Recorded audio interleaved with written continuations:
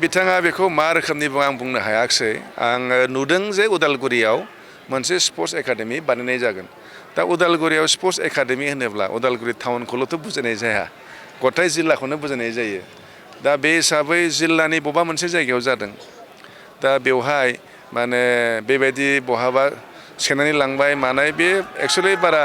जुक्ति थानाङा आरो जिहेतु रौतायाबो जोंनिनो ओनसोल आरो रौतायाव जोंहा हाबो जों जिहेतु मोनबाय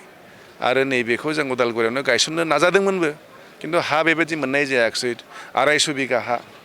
250 बिगा हा मोननाय जायाखै किन्तु जों बेवहाय मोनबाय खोब मोजां हा दङ नेशनेल हाइवेनि सेराव आरो बे मोनसे एकाडेमि माने बेयो बेबायदि एन्टारटेनमेन्टनि थाखाय बानायनाय बुस्थु नङा बे मोनसे स्कुलसो स्कुला माने टाउन खाथि थानांगौ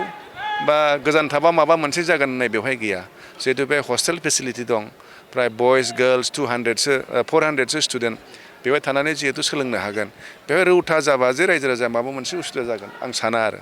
ओंखायनो बिथाङा मा साननानै बुंदों आं बेखौ बुंनो हाला किन्तु दिनै बयबो खुसि उदालगुरि जिल्ला हिसाबैनो बयबो खुसि जिहेतु जोंनो बेखौ नांथारगौमोन आंहाबो मोनसे ड्रिम दंमोन बेखौ बानायनो किन्तु मोनसे समाव आं हायाखिसै किन्तु दाख्लि जिहेतु जि पिस एकर्डनि गेजेरजों नैबे प्रजेक्टआबो दंमोन बेखौ जों जिहेतु आराम्भ खालामनो हाबाय हा थाब दिहुननानै आं गोजोननाय मोन्दों आरो जि नुदों बेखौथ' 2 बा 2.5 इयार्सआव हानांगौ आरो